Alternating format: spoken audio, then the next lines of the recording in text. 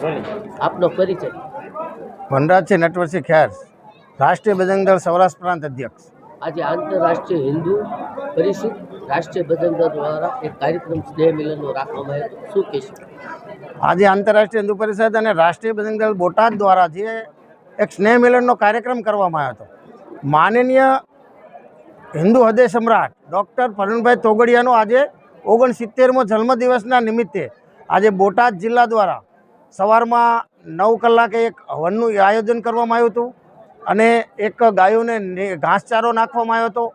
પછી 6:30 કલાકે મહાઆરતીનું આયોજન કરવામાં આવ્યું હતું અને સામૂહિક હનુમાન ચાલીસા કરીને પછી આ ભવ્ય સ્નેહ મિલન કાર્યક્રમનું આયોજન કરવામાં આવેલું હતું સાહેબના જન્મદિવસ નિમિત્તે। આપનો પરિચય? જય જય શ્રી રામ, ઓમ નમો નારાયણ। હું મહાન શ્રી નિર્મળાનંદ સરસ્વતી શ્રી નવહત્તા હનુમાનજી મંદિર બોટાદ। બાપુ, આજે સ્નેહ મિલનનો કાર્યક્રમ રાખવામાં આવ્યો છે આંતરરાષ્ટ્રીય હિન્દુ પરિષદ અને બજરંગ દળ દ્વારા, શું કહેશો? આજે શ્રી જગન્નાથ મંદિર પાળિયાદ રોડ ખાતે આપણા સનાતન ધર્મના, હિન્દુ ધર્મના ધર્મ ધુરંધર એવા શ્રી આંતરરાષ્ટ્રીય હિન્દુ પરિષદના પ્રમુખ શ્રી પ્રવીણભાઈ તોગડિયાના જન્મ દિવસે આજ સમસ્ત ભારતભર સ્નેહ મિલનનું આયોજન રાખ્યું હતું। સ્નેહ મિલનનો મૂળ ઉદ્દેશ જે છે સમસ્ત હિન્દુ બાંધવોને જાગૃતતા લાવવાની અને હિન્દુ ધર્મની જાણ કરવાની, હિન્દુ ધર્મ સાથે જોડવાનું, એને માટે આજે આ સમસ્ત ભારતભર પ્રવીણભાઈ તોગડિયાના જન્મ દિવસે સ્નેહ મિલનનું આયોજન રાખેલું હતું। આપનો પરિચય? મારું નામ નિર્મળભાઈ ખુમાણ, આંતરરાષ્ટ્રીય હિન્દુ પરિષદ સૌરાષ્ટ્ર પ્રાંત સંગઠન મહામંત્રી। આજે આંતરરાષ્ટ્રીય હિન્દુ પરિષદ અને બજરંગ દળ દ્વારા કાર્યક્રમ રાખવામાં આવ્યો, શું કહેશો?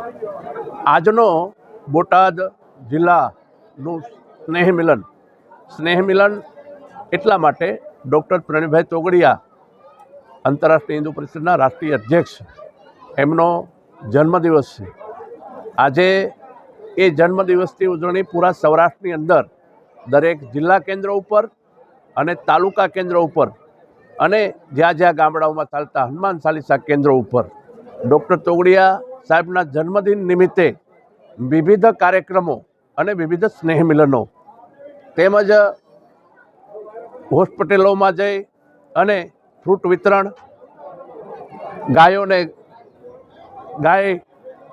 ગૌસર અથવા તો ગાયોને દાન ધિરણ નાખવી, પક્ષીઓને પણ શરણ નાખવી, આ પ્રકારના કાર્યક્રમોનું આયોજન થયું છે। ઇન્ડિયા હેલ્પલાઇન દ્વારા વિવિધ કેમ્પો પણ કરવા આ પ્રકારનું આયોજન સૌરાષ્ટ્ર પ્રાંતમાં થઈ રહ્યું, એના ભાગરૂપે આજે બોટાદની અંદર આ કાર્યક્રમ યોજ્યો હતો।